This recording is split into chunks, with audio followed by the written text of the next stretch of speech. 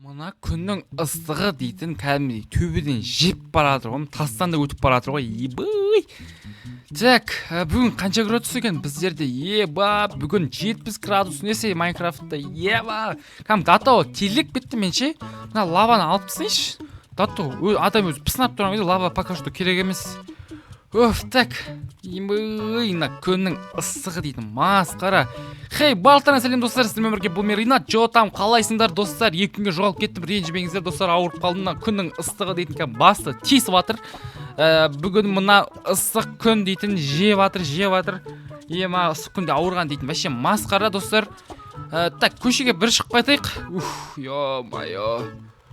Қайта су дейтін ыстық болып кеткен шығар. Грядкаларда да су таусылды. Детельдер көшеден вообще көрмейді достар. Мынаны қараңыздар. 2 күнде дейтін масқара болып кетті. Күн ысық кетті. Дато сендер де достар күн қанша градус болып отыр? Майнкрафтта 70 градус болып отыр. Детельдердің барлығы салқын үйге кіріп алған шығар. Так, кірейікші мына үйге. Так, ыстық қонаққа детельдер қалай жүрсіңдер мына жақта? О, Ринат, чо там болғанда? Сөйлей алмай жатырмын даже. Күн ыстық. Соны айтам, ыстық күн. Короче, жетелдер мына ыстық күннен бір бәле құтылу керек біздерге. Өлейін деп қалдық қой. Соғайшы ауылда су жоқ, далаға да шыға алмай жатырмық қой. Соны айтам, мынаң іште қалай болсыңдар? Ыстық қой датөгө. Далада жақсы ғой. Сендермен тұра берсе мен де өлетін шығармын. Құрсын двигаться етейік біздер. Так, біздерде грядкада ештеңке жоқ. Даже вот суда жоқ, біздерде егіп жатқан неде жоқ. Мына жақта біздерде достар, мен жуынып жүрген су бар етін, оңынан қараңыздар достар, тартылып кеткен. Вот сәл салқындау екен да, бір жақтан келіп тұрмын ау. Сол, короче, мына жақта да біздерде су жоқ, осындай. Біздер көлге барып қайтпасақ, бірақ достар, мына қараңыздар, 70 градус ыстықта, сіздер 70 градус ыстық көріп едіңіздер достар. 70 градус ыстықтан датоға судың өзі ыстық. Мен вообще шыдай алмаймын мынандай, не жел жоқ. Біздерге ауылға бір бәле істеу керек достар. Қалай ойлайсыңдар? Біздер не істесек болады ауылға? Кеше ғана мен алдыңғы видеоларда байқасаңыздар достар, менің креативім өшіп қалған болатын. Енді мен қайттан креативімді қосып, өзіме сатып алдым. Сатып алдым. Так достар, бізге походу бір бункер істеу керек секілді.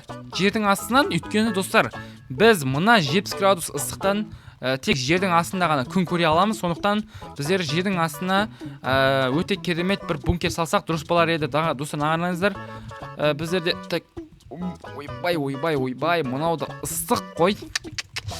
Ыстық кәдімгіше. Достар, короче, маған бір өте керемет идея келді. Мен қазір бункер саламын деп сендер лайк басып анаға жазылып отырыңыздар. Сіздерде қанша градус болып отыр, қай қалдан боласыздар, барлығын жазып кетіңіздер. Тура осы жақтан так сала беремін ау деймін. Астыға түсейік. Так, былай. Так, жердің астынан плотно кетейік біздер. Потом жетелер көшіріп аламын. Так, примерно астыға кете берейік. Біздер бедрок шыққанша, бедрок шықты. Так, бедрок. Так, сәл бүйтіп осылай аламыз. Так, ең жердің асты кайф қондай салқын болып тұр да. Зор болып тұр да біздерде мына жерде ше. Ал енді так, біздер кете береміз былай қарай. Так, опа. Ауылдың астына кішігірім біздерде жердің астынан кішігірім ауыл салу керек болып тұр біздерге. Так, жақта что-то қараңғы болып тұр ғой біздер. Так, ар жаққа бір барып аламыз. Енді енді сол жаққа бір. Так, опа, қаза береміз. Жетелдердің барлығын құтқару керек болып тұр біздерде. Майнкрафтта айтпесе біздер өлдік. Опа, нормально болып қалды ғой анау. Короче, мыналар құлап қала беретін болып тұр ғой да. Бұлар қашан құлайды дейсің? Құлап кетті ма бұл ма? Все. Так, достар, мына сәл жарықтау нәрсе керек па деп қоямыз. Жарық. Біздерге факел қойып қойық, сәл 1-2. Сәл неғып жарық болу үшін. Біздерге төбесін ұзарту керек па или қалай? Походу біздерге достар төбесін ұзарту керек. Примерно вот топормен бүйтіп келеміз да. Так, и сет 0. Мұны плотно құлады ғой, наңараңдар. Ибой! Достар, короче, мынаны алып тастадым. Енді біздерге мына жақтарды жамау керек. Жердің астына саған дейтін кәдімгідей проблема екен ғой да. Так, опа, сет бір сәл қараңғылау ма, таулау ма, аштау ма, бір бәле қонайық. Так, все, біттік. Мынаяқтың барлығын біттік. Ой, надай олмалар. Все, біттік па? Біттік.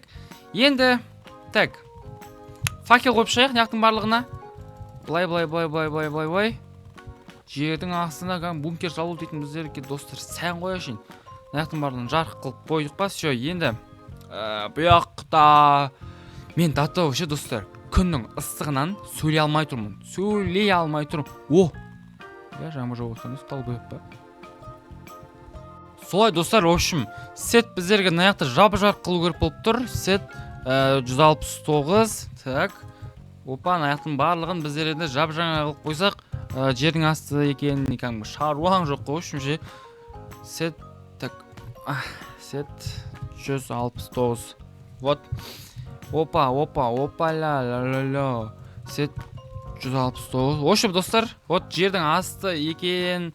Ау, в общем, достар, менсінбеу болмасын, просто айтып атырмын. Так, мынақты бүйтіп қойық. Так, сет 169. Ой, ё-моё, бір шетін ғана істеп қойыппын ғой. Так, сет 169.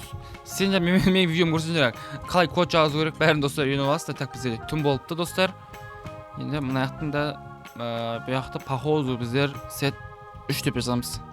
Жоқ, сет 4. Сет 5. Сет 5. Вот, достар, осындай жердің асты болды. Енді біздер бұяқты сәндеуіміз керек. Так, біздерге жетелдер бұяқты ұйықтау үшін біздердің модта кондиционер бар ма? Жоқ па не? Ят болды ғана мен модым мақтап жүрем. Йопты, кондиционер жоқ. Ош. Мақыл онда битик кроват деп жазайық неға. Біздерге қандай кроват шығарып береді екен. Вот. Обычный сары кроват алып берейік, достар. Так, біздерде примерно қанша жетел? 20 шақты жетел бар. Осы күнге дейін, достар, мені Майнкрафтта қанша жетел бар екен білмейкем. Ойбай, бауырым тұр. Шаған жұмыс істеу керек әлі. Бір, екі. Неға чисто кроваттар қойып тастаймыз, достар. Ой, тұршы. Вот, осы яға чисто кроват. Енді ар жағына біздер тамақ ішетін, яғни перекус сондай нәрселер. Перекур деп ош. Так, біздерде ол қаяқта тас жоқ қона яқта. Мен модны мақтап жүрсем. В общем, өздерің көресіңдер. Мен мына яқа мынандай нәрсе қойып тастаймын, короче. Өздерің походу көресіңдер. Мен қайта креатив. Мен ауылда креатив бар, жалғыз адаммын, достар. Сондықтан жетелдер күндері маған қарап қала беретін. Сонынан, достар, жетелдерге біздерде креатив беру ол запрет. Біз сияқты үйректер болмаса, жетелдер ешқашан креатив режимді ала алмайды. Сондықтан олар, достар, бір ауылға бір мен сияқты нормальный чувак керек қой, короче. Так, біздер бутылка, ойбай, жетелер маска жүрмейін. Так, осылай. Так, осылай. Яқа чисто сушняктар қойып тастаймыз, достар. Так, чисто сушняктар. Енді мына яқа мыналар мешать етіп атыр маған. Так, в общем, бутербродта, чисто бутербродтар қойыншы. Так, опа. Все. Жетелдердің жағдайын ләлә қылып берген бар да енді. Өте салқын, кайф болып тұр, достар. Жердің асты өздеріңіз білесіздер, жердің асты қандай болатын. Енді біздерге няққа лестница қою керек. Примерно жетелерге бір ыңғайлы, құламайтындай, қорқпайтындай лестница болса, біздер жетелерге осындай лестница қойып береміз. Так, ол үшін аның ішіне кіру керек біздерге. Жетелердің барлығын қазір тасуы бар. Так, кетік ал. Бұлай кете береміз. Опо. Так, жердің астын тапы. Ой. Тота. Еше детпендер жіктер маған. Ойбай. Все. Так. Сәл не толау екен мынау лестницада ше. Таулау ма, аштау ма. Сондай бір бәле, короче. Все. Осының ішімен былай кіреміз, достар. Астына қарай. Так, жетелдерге барып айтып қайтайын. Жетелдер, чо там қалайсыңдар, не болып жатыр мынаяқта? Мә, кола ішесіңдер ма? Ринат, сүйінші, чулек баттық. Короче, жетел, в общем, битик. Бункердің, бумен жердің астына ыстықтан қорғайтын бункер соқтым. Қош, ояқа сиямыз біз? Сиясыңдар смело. Мен дәу қылып соқтым, короче. Битеміз, жердің астын білесіңдер ғой, кәм салқын болатын. короче погода дұрысталмайынша в общем сояқта боламыз жителдер барлық жағдайларын жасап қойдым мен сыртқа шығып ары бері су тасып жүремін короче Йо, Ренат, красавчиксың ғой сен.